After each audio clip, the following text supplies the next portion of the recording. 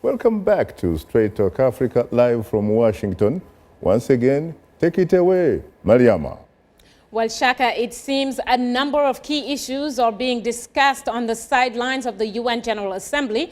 Topping the African agenda is the expiring MDGs, of course, in 2015, as Mrs. Dlamini Zuma just mentioned, but also the political turmoil in Egypt and acts of terrorism across the continent, specifically in Kenya, Nigeria, and Somalia. Another hot-button issue is Sudanese President Omar Hassan al-Bashir, who is wanted on charges of genocide by the International Criminal Court. Like our reporter had mentioned earlier, that he's still in the process of obtaining a visa so he can attend the UNGA this year. Well, this brings us to our question of the week, which asks, how can the United Nations become more effective as an institution in solving Africa's problem?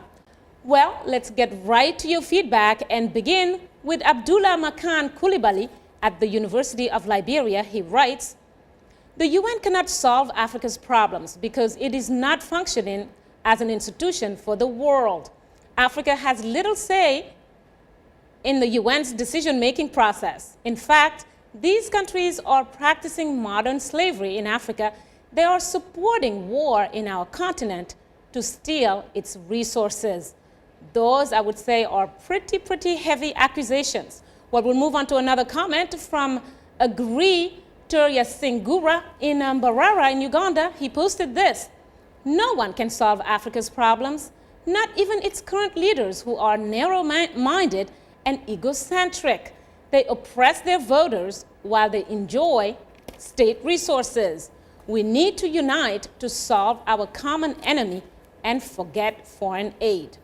Well, Shaka, pretty harsh, as I said, criticism on both sides, on the UN, but also on the responsibility or the lack thereof that African leaders have toward the ordinary person.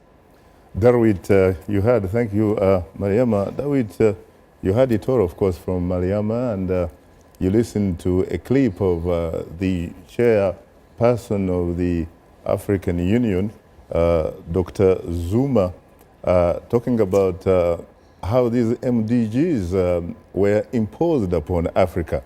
But frankly, when you look at them, do they need, does Africa need to be told by anybody really that you need to reduce poverty?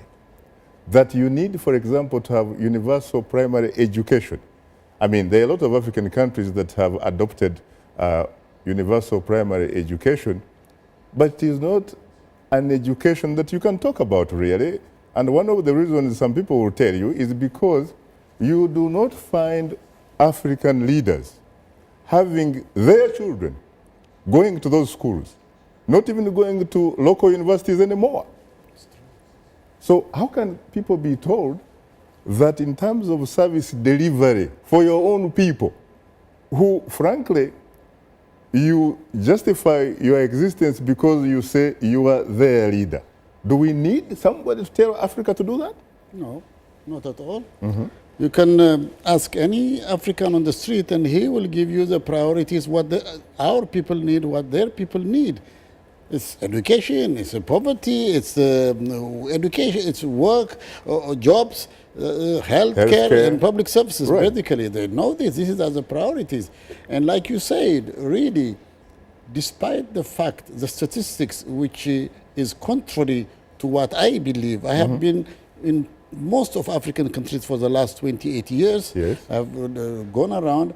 Despite the statistics, I see a majority of Africans getting poorer and poorer. But the statistics look good. The statistics, now what you see in all the statistics, organization statistics, is the development index is much higher than it used to be a decade ago or so. But that's not true. The reality on the ground is a minority, a small minority of the population, which rules the country, has benefited, of course. A sort of democracy that somebody describes as perhaps a government of some people, by some people, for some people. Absolutely.